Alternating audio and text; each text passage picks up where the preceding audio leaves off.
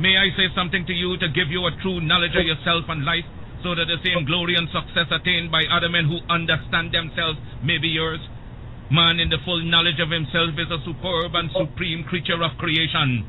When man becomes possessor of the knowledge of himself, he becomes master of his environment, the captain of his own ship, the director of his own destiny, the accomplisher of his own ends. Man should understand himself because man is full of knowledge, and this knowledge is a gift of nature. When Mother Nature created man, she deprived him of nothing. He was given the faculty of understanding all things around him.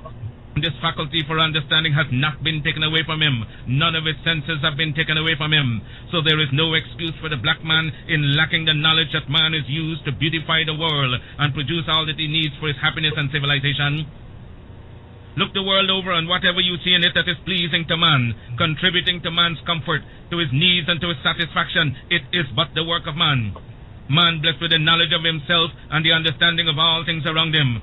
If you are able to live with the knowledge of yourself and with the greater knowledge of nature, you must know what is good and what is not. You must know what is finite. You must know that which is material, physical, and otherwise is at your disposal to create or otherwise use. If we leave America and go over to the east to Japan, they will be telling their fellow citizens of Japan of the wonderful accomplishments of the Japanese people, proving that man is moving onward as time moves on. But you have hated yourselves as you have done in previous years. You have shown malice, prejudice, and hate to each other. And the result is that while other races have made progress, while India has made progress towards nationalism, while Ireland has made progress towards republicanism, while the whole world has made progress in man's accomplishments, you still stand fighting yourselves, dishonoring yourselves, showing no disposition toward that higher life so that you will be abundantly blessed. So reflect and think that you were created for some purpose other than exhibiting malice toward your neighbor or fellow men of your own race. What a pity it is that we cannot stand united without a written law. There is no written law compelling other races to stand together. They are brought together by the gentle touch of nature.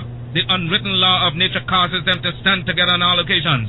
So wheresoever you find them in the field, that one gentle touch of nature causes them to stand together, if need be, die together. But with the black man, you can preach to him from the pulpits. You lecture from the platforms, from the byways and the hedges. The spirit of cooperation, but he will not cooperate.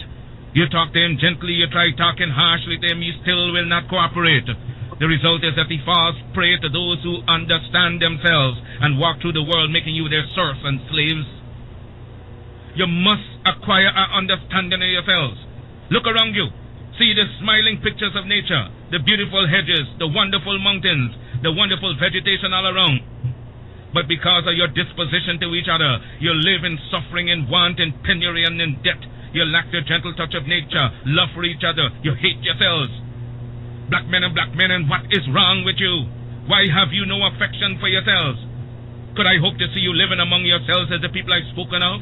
Living in charity, love, and in sympathy with each other? It can be done. I wonder if you will adapt that course. Isn't it easier to enjoy prosperity than to live in ignorance and darkness? Why select the worst out of nature? Nature never gave pain, suffering, and death to the world. It was man himself who selected death, pain, and sorrow. I wonder if I cannot inspire you to select between good and evil. Let me impress upon you once again that whatsoever your hardships may be, whatsoever your difficulties in life, they are your own selection. And so if you encourage them, if you husband them and take them to your bosom, they will abide with you. Nature will not take them away from you as Mother Nature did not give them to you. She is not responsible for your sorrows. Mother Nature represents all that is beautiful. She gave you the highest personality in the realm divine. Your sorrows are your own. If you want joy, if you want sunshine, it is before you abundantly in nature. I made a selection of sunshine, the beautiful sunshine. I made a selection to laugh with the moon, to laugh with the stars, and sing with the birds of the forest and of the wilderness, to join in the rhythmic music of the winds that sing from east to west and from north to south. Had I selected sorrow, I would have been dead a long time ago, and been without that which would send me into the presence of the divine, because I would have lived not with the knowledge that is divine. We must acquire the higher knowledge of life. Black men and black women, will you get the knowledge that the white man has that causes him to be leaders and masters in the world?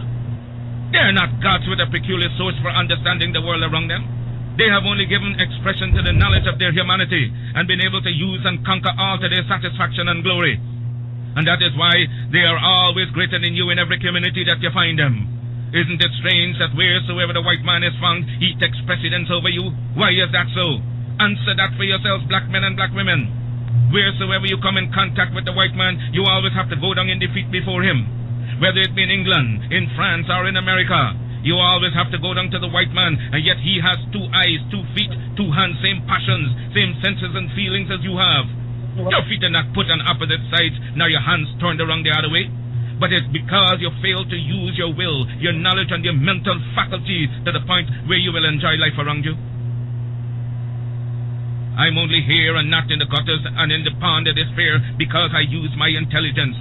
And I swear that no man alive shall ever use his intelligence in understanding the works of nature more than I.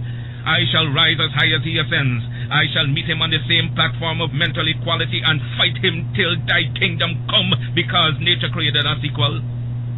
I want you to make up your mind as I've made up my mind years ago.